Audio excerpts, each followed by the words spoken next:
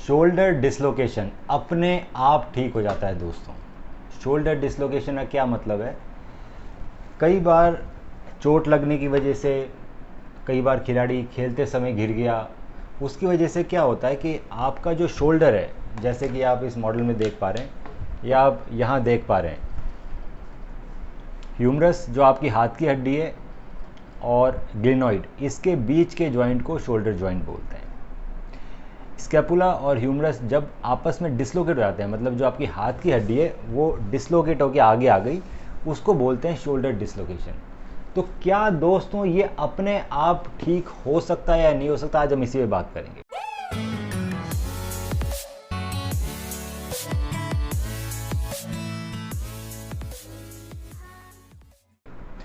पहले ये जानना बहुत ज़रूरी है कि आखिर शोल्डर डिसलोकेशन क्यों होता है, कैसे होता है, और एक बार हो जाए तो ये बार बार में क्यों होता रहता है। तो दोस्तों, जैसे कि मैंने बताया कि शोल्डर डिसलोकेशन आपकी हाथ की हड्डी है, वो जब स्कैपुला से हट जाती है उसको शोल्डर डिसलोकेशन बोलते हैं। ये आपको खेलते समय हो सकता है, कई बार लोगों को मिर्गी के दौरे आते हैं या फिर कन्वर्जन्स आते हैं, उसकी वजह से हो सकता है। कई बार चोट एक्सीडेंट लगने की वजह से होता है, गिरने की वजह से हो सकता है। एक बार जब ये होता है तो बहुत ज़्यादा दर्द होता है दोस्तों, और आपका हाथ उठना बंद हो जाता है, क्योंकि ये जो पूरा हाथ की हड्डी है ह्यूमरस, वो पूरी की पूरी या तो आगे जाती है मोस्ट कॉमनली, कई बार वो पीछे की तरफ भी चली जाती है। इस कंडीशन में आपको डॉक्टर के पास जाना पड़ता है जो आपका हाथ बिठा देता है। कई बार पेशेंट खुद अपना हाथ बिठाना सीख जाते हैं, जो खुद खींच के अपना हाथ बिठा लेते हैं। अब एक बार अगर शोल्डर डिसलोकेशन हो जाए और आपकी अगर एज 45-50 से कम है, तो हो सकता है कि ये बार बार में होता रहे। ऐसा क्यों है दोस्तों? क्योंकि जैसे कि हम एनाटॉमी देख पाते हैं, ये आपका ग्लिनॉइड है, ये ग्लिनॉइड है, और इस पे ये हाथ की हड्डी आपस में आर्टिकुलेट करती है। जैसा कि आप देख पा रहे हैं, ग्लिनॉइड के चारों तरफ लेब्रम रहता है। लेब्रम एक पहाड़ की तरह रहता है जो आपके हाथ की हड्डी ह्यूमरस को डिसलोकेशन से बचाता है। जब दोस्तों पहली बार शोल्डर डिसलोकेट होता है तो वो यहाँ से लेके यहाँ तक ये जो ग्लिनॉइड की जो ग्लिनॉइड है उसके ऊपर जो लेब्रम रखा हुआ है उसको फाड़ देता है।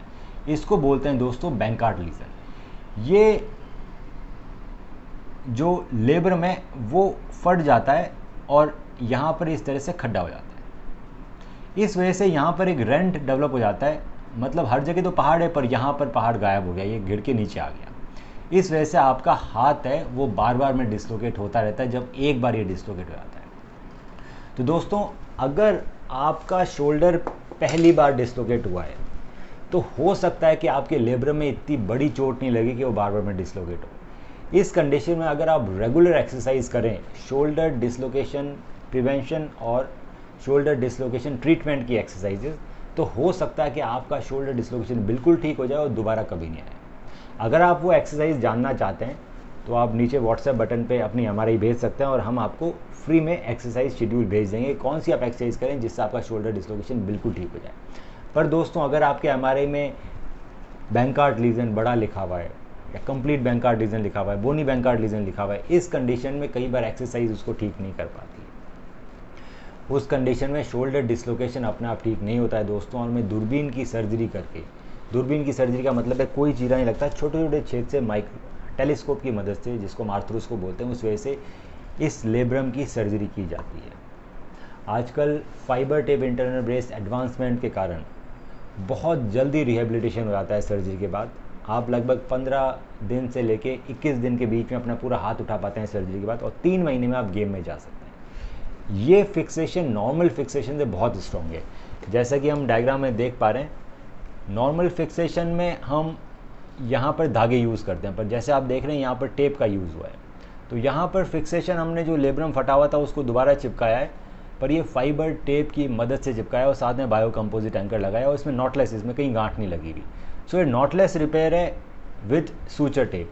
ये कन्वेंशनल मेथड से बहुत स्ट्रॉन्ग है और इसमें आपको ज़्यादा देर तक जॉब की छुट्टी भी नहीं करनी पड़ती और 3 महीने के अंदर वापस गेम में जा सकते हैं।